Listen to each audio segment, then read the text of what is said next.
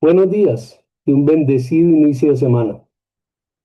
En el día de hoy, martes 21 de julio, vamos a continuar escudriñando la palabra de Dios desde el libro del profeta Isaías. Vamos ya sobre el capítulo 52, ya muy cercanos al final de este libro. Ha sido realmente fascinante. Haremos, si el Señor nos permite, una compilación sobre todos estos textos bíblicos del Antiguo Testamento que hemos estudiado para entender en lo posible y con la gracia de Dios el fenómeno de la salvación.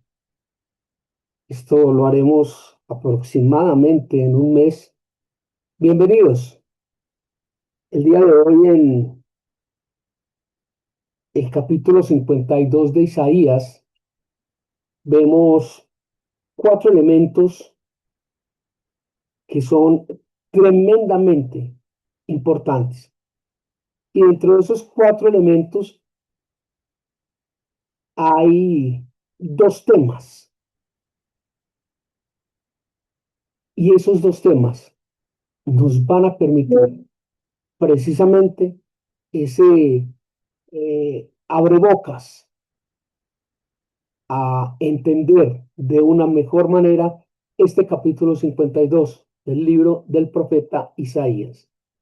Señor, te entregamos este día y a tu presencia, Señor, nos entregamos a tu trono de misericordia, Señor. Nos presentamos para clamarte, para adorarte, para glorificarte, para agradecerte, Señor, por todo y por tanto, para recibir, Señor, tu ministración, para recibir tu palabra, para recibir, Señor, tu instrucción ante todo y ante tanto, Padre. El agradecimiento, Señor, por todo cuanto nos has dado, nos has permitido, nos has otorgado, Padre, merecidamente. Mas en tu infinito amor y misericordia, Señor, nada nos ha faltado. Gracias, Señor, por todo y por tanto. Guíanos, oriéntanos y ministranos, Padre, para gloria de tu nombre y en el nombre de tu Hijo, nuestro Señor y Salvador Jesucristo. Amén. Bueno, capítulo 52 del libro del profeta Isaías. Despierta, despierta, vístete de poder, oh Sión, vístete tu ropa hermosa, oh Jerusalén, ciudad santa, porque nunca más vendrá a ti incircunciso ni inmundo. Sacúdete del polvo, levántate y siéntate, Jerusalén. Suelta las ataduras de tu cuello, cautiva de Sión. Porque así dice Jehová, de balde fuisteis vendidos, por tanto, sin dinero seréis rescatados. Porque así dijo Jehová el Señor, mi pueblo descendió a Egipto en tiempo pasado para morar allá, y el asirio los cautivó sin razón. Y ahora, ¿qué hago aquí? Dice Jehová, que ya mi pueblo es llevado injustamente, y los que en él se enseñorean lo hacen aullar, dice Jehová, y continuamente es blasfemado mi nombre todo el día. Por tanto, mi pueblo sabrá mi nombre por esta causa en aquel día, porque yo mismo que hablo, he aquí, estaré presente. Cuán hermosos son sobre los montes los pies del que trae alegres nuevas, del que anuncia la paz, del que trae nuevas del bien, del que publica salvación, del que dice a Sión, tu Dios reina. Voz de tus atalayas, alzarán la voz, juntamente darán voces de júbilo, porque ojo a ojo verán que Jehová vuelve a traer a Sión. Cantad alabanzas, alegraos juntamente, soledades de Jerusalén, porque Jehová ha consolado a su pueblo, a Jerusalén ha redimido. Jehová desnudó su santo brazo ante los ojos de todas las naciones y todos los confines de la tierra verán la salvación del Dios nuestro. Apartaos, apartaos, salid de ahí, no toquéis cosa inmunda, salid de en medio de ella, purificaos los que lleváis los utensilios de Jehová, porque no saldréis apresurados, ni iréis huyendo, porque Jehová irá delante de vosotros y os congregará el Dios de Israel. He aquí, mi siervo será prosperado, será engrandecido y exaltado, y será puesto muy en alto, como se asombraron de ti muchos, de tal manera fue desfigurado de los hombres su parecer y su hermosura, más que la de los hijos de los hombres. Así asombrará él a muchas naciones. Los reyes cerrarán ante él la boca, porque verán lo que nunca les fue contado y entenderán lo que jamás habían oído. Breve, solo 15 versículos.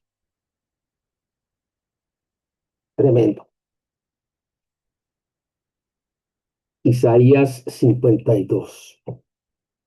Vemos que en este capítulo se da una continuidad sobre lo que veníamos tratando en el capítulo 51 de este libro de Isaías. Y vemos un cambio al final, en los últimos 3, 4 versículos, vemos un cambio abrupto.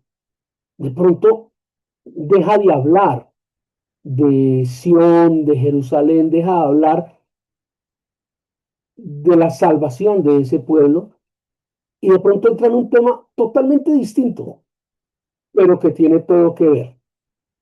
Y es que empieza a tratar, allí a partir del versículo 13, 14 y 15, empieza a tratar el tema del Mesías. Empieza a hacer una descripción del Mesías. Y es este el puente, precisamente, para entrar en el versículo, en el capítulo, perdón, 53, que describe con lujo de detalles al Mesías. Entonces vemos aquí una continuidad. Del 51 pasamos al 52 y seguimos hablando de Sión, de Jerusalén, de la libertad, de las islas que hablábamos por allá en el capítulo pasado, y de pronto aborda otro tema, El Salvador. ¡Wow! Tremendo. Y les decía que hay 4 elementos, 4 aspectos que vale la pena resaltar de este capítulo 52 de Isaías. Lo primero lo encontramos allí entre los versículos 1 al 6, donde se da un parte de tranquilidad, se da un ánimo, se le da confianza al pueblo y les dice, tranquilos, los voy a liberar. Relajados, los voy a liberar. Ánimo, fuerza, hágale para adelante, los voy a liberar. Eso lo vemos allí del versículo 1 al versículo 6.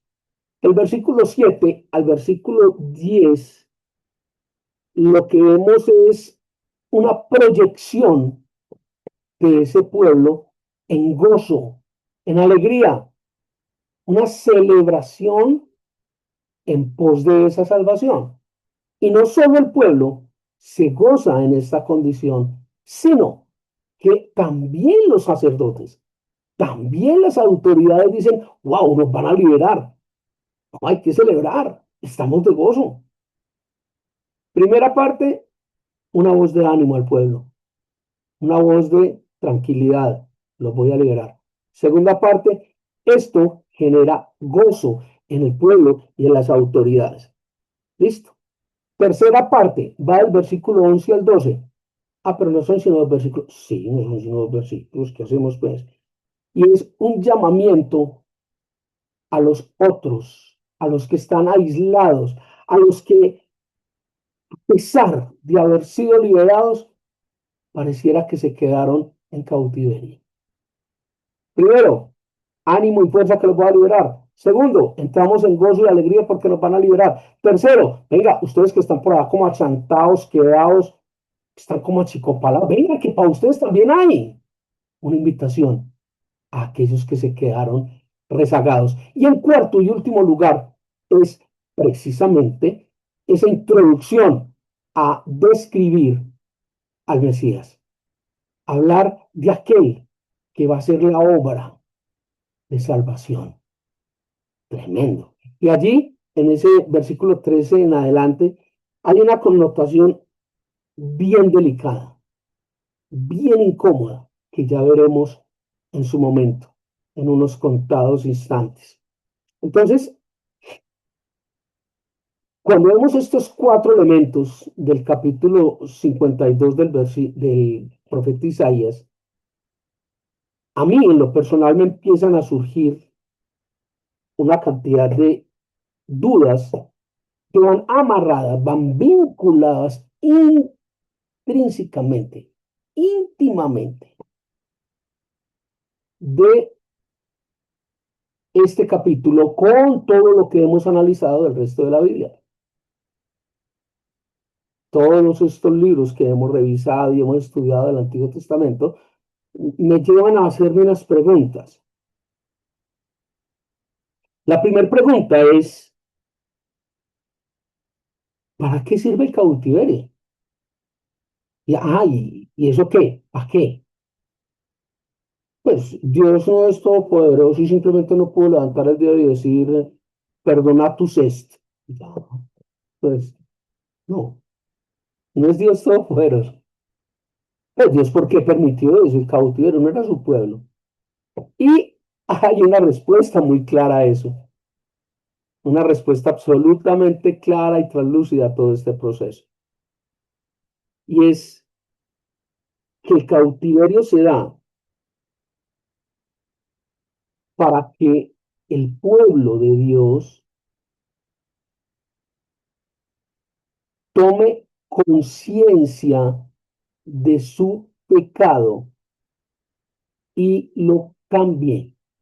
Básicamente, para que deje de lado la idolatría y el pecado.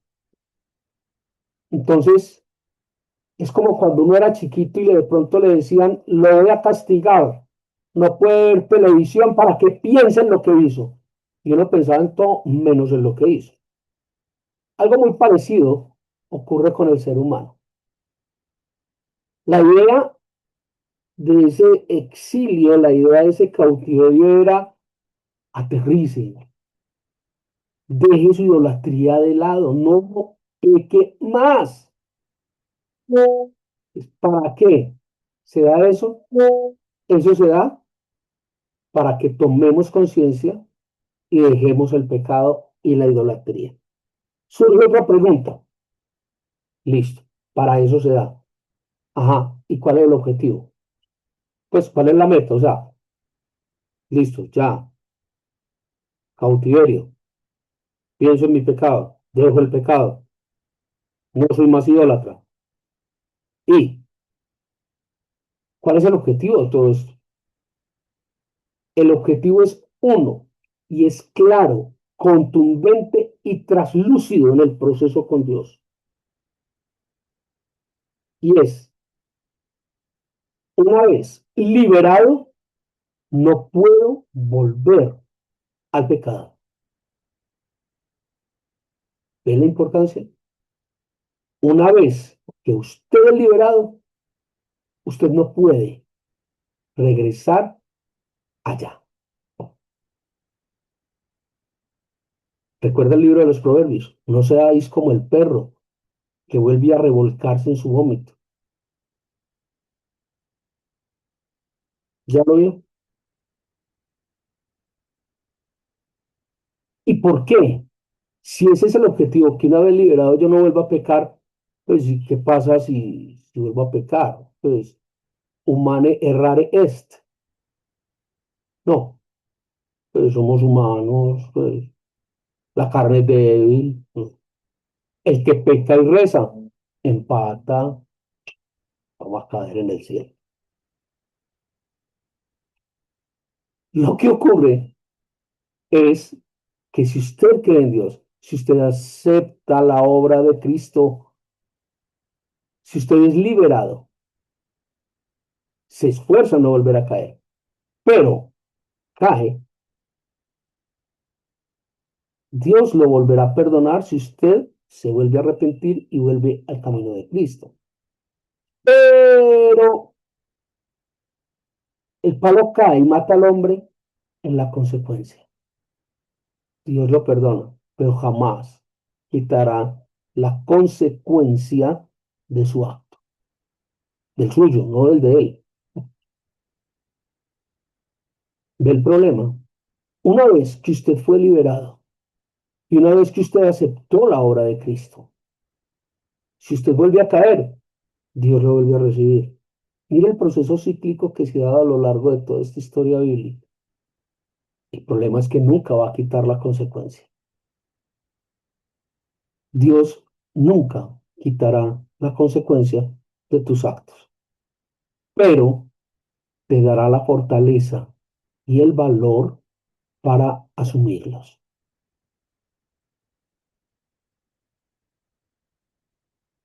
Dato importante. Entonces uno no puede pecar, pues entonces uno se vuelve santo.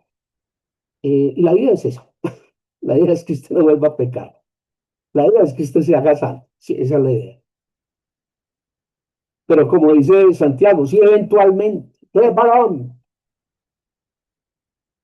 Pecare, abogado tenemos ante el Padre, a Cristo Jesús, el Salvador. Ah, entonces si ve que no pasa nada. No, momentico, eso no es lo que dice la Biblia. La Biblia lo que dice es que va a haber consecuencias. Usted no va a perder su salvación si es honesto en su entrega. Usted no va a perder el trabajo que ha hecho, pero que va a haber consecuencias para dar consecuencias. Hombre, la Biblia es muy clara. Y esto se refleja claramente en este capítulo 52 de Isaías. En vano han sido llevados cautivos,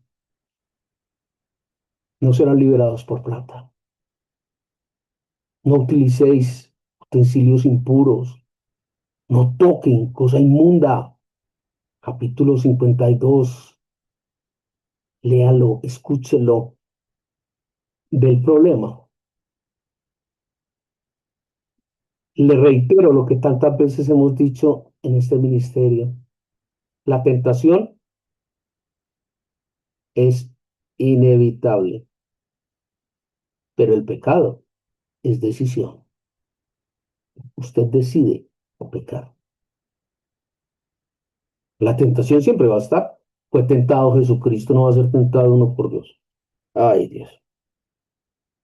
Ahora bien, en el versículo 4 hay una notica muy interesante, y es que el pueblo piensa y dice allí, lo leemos en este capítulo 52, el versículo 4 dice, venga, pero Dios ya no había liberado al pueblo de los egipcios, que nos vuelva a liberar aquí. Ya lo hizo una vez, que lo siga haciendo con nosotros, ¿no? A ver. Eso es un pensamiento absolutamente humanístico. Es decir, queremos rebajar a Dios, que está inalcanzablemente distante de nosotros como creador. Nosotros somos creados. Queremos bajarlo a que piense y haga como pensaría y hacemos los seres humanos.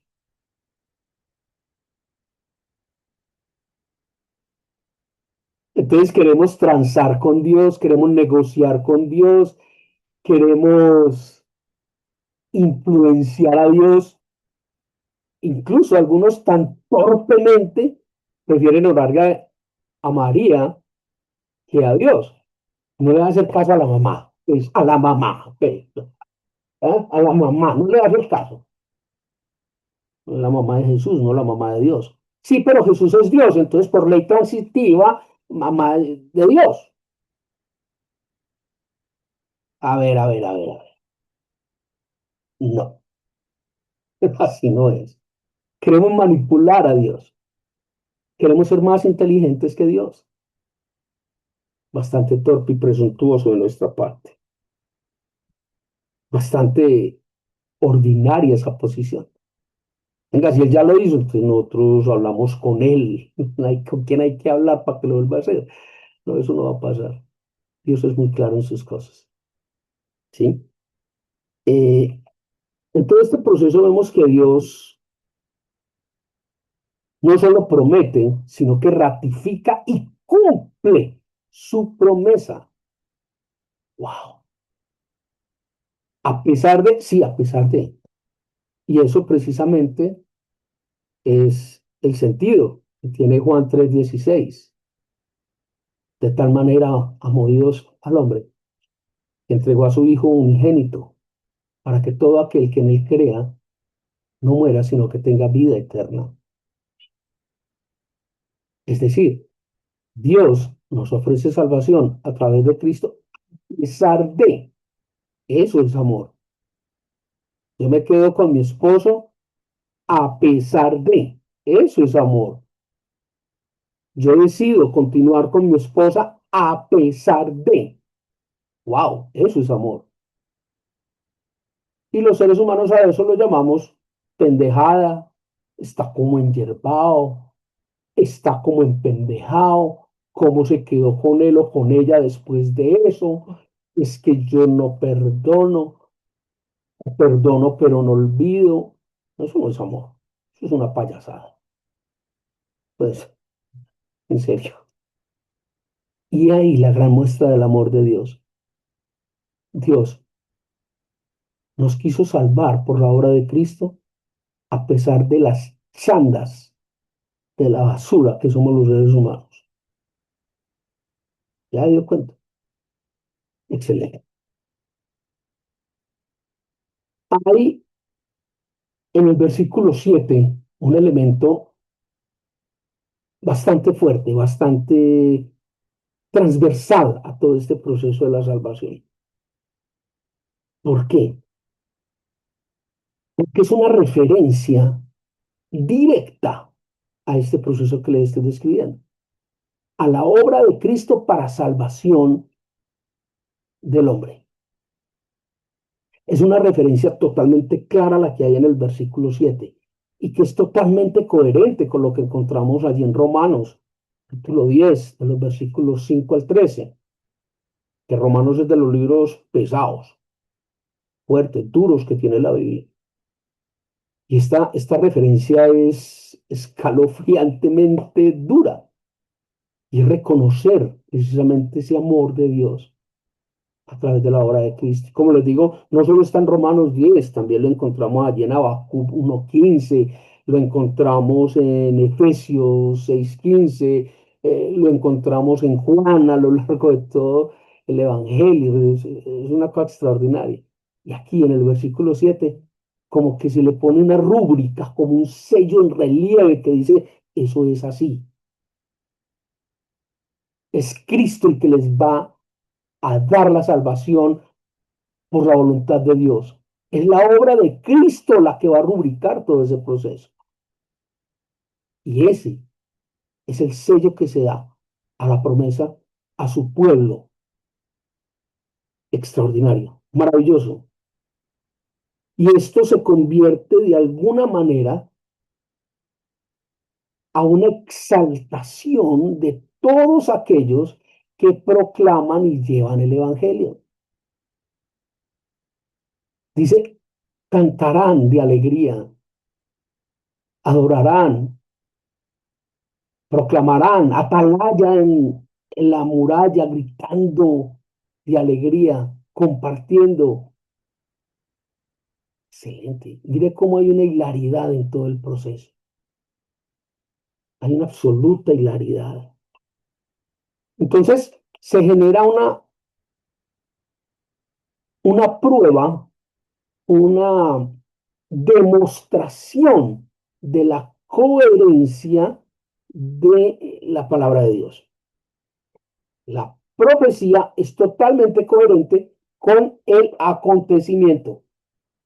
Se cumplió. Y la promesa es coherente con el cumplimiento. Se cumplió. ¿Lo ven? Absolutamente coherente, relevante dentro del proceso. Ahora bien, hay una invitación sobre el versículo 9, que es uno de los elementos que veíamos, y es la invitación a aquellos que se quedaron en soledad, lo llama ya el versículo 22, perdón, el versículo 52, los llama los desolados, los que se quedaron, aquellos que forman parte de Sión, eh, pero se quedaron como allá, en, como quietos, como desolados, como aislados. Y hay una invitación muy clara y Dios les dice a través del profeta, venga, vamos a alabar con nosotros. Esa alabanza que se estaba exaltando en la parte anterior, venga, vamos a alabarlo aquí todos. Venga, formen parte, vincúlense al proceso. Esto es maravilloso, porque es una explicación clara de cómo la salvación no fue. Bueno, sí, fue inicialmente solo para el pueblo judío, solo para Jerusalén, pero a partir de un momento la salvación se hace extensiva a todo el mundo. Ese tema que se trata tan abiertamente en el Evangelio, en el Nuevo Testamento, aquí, desde el libro de Isaías, se empieza a dar una abertura bastante grande a este proceso, y es esa condición extensiva de la salvación a los otros, que se quedaron relegados. Recuerdan que en el capítulo 51 los llamábamos las islas, la Biblia los llamaba las islas, los que se quedan separados, apartados. No, venga, usted también puede formar parte de la fiesta, usted también está invitado. ¡Wow! Tremendo. Ahora bien, eh, hay una condición y muy clara y que es reiterativa en toda la Biblia, y es lo que mencionábamos ahora. Una vez que el pueblo fue liberado, el pueblo no puede, bajo ninguna circunstancia, volver al pecado. No puede seguir ahí, atascado. Si usted fue rescatado y liberado del pecado, usted está en la obligación moral, teológica y ante Dios de no volver a ser esclavo. Y esto no solamente en testimonio propio a nombre mío, sino que se ve en el mundo y en el tiempo actual. Personas que son liberadas de la drogadicción, personas que son liberadas del alcoholismo, personas que son liberadas de la adicción sexual, de la pornografía, del adulterio, de la fornicación, del juego, personas que son liberadas de una tremenda enfermedad, donde no hay ninguna ilusión, donde no hay ninguna esperanza. Dios los ha recuperado. Luego es su deber no volver a consumir droga, no volver a consumir alcohol, no volver a ser promiscuo, no volver a hacer lo que era antes. ¿De dónde fue rescatado? ¿Lo ve? Usted no puede darse ese gusto. Y lo vemos allí claramente en el versículo 11, en el capítulo 48, que ya lo estudiamos en el versículo 20, en Apocalipsis 18:4. Salid, y lo repite allí en el capítulo 52, salid, salid de allá, no vuelvan, salid. Es que no podemos, somos muy débiles, pero le estoy dando la mano a través de la obra de Cristo. Venga, no se quede allá. Si Dios lo rescató, si Dios le dio libertad, ¿usted por qué quiere seguir esclavo? Dice el libro de los Proverbios, no seáis como el mulo, sin entendimiento. Ay, qué cosa. Y así somos los seres humanos, somos unas tremendas chantas. Wow. Allí, sobre el versículo 12, hay una referencia. Allí está implícita, no es clara, no es explícita, pero sí implícitamente se hace una referencia a lo que veíamos en Éxodo 14, tal vez por el versículo 19. Éxodo 14, versículo 19, hay una referencia con lo que establece el versículo 12, y es cuando el pueblo sale de Egipto, sigue trayendo cosas de Egipto. Siguen trayendo la idolatría, siguen trayendo la fornicación, siguen trayendo utensilios de Faraón. De hecho, no olvidemos lo que ocurre cuando Moisés baja por Éxodo 20, baja del monte con las tablas de la ley y las quiebra al ver que estaban adorando un vellocino de oro. Pues, ¿qué pasó? Una vez era por allá en Egipto, ¿ustedes qué están haciendo? Y es realmente fuerte. Y esta relación se ve claramente allí. Ahora bien, del versículo 13 al 15 encontramos esa descripción que se hace del Mesías, esa descripción detallada de quién es el Mesías, de qué es lo que va a hacer. Y esta descripción es explícitamente del Mesías. Y este era el punto que yo les decía, ahora les explico por qué hay algo delicado allí.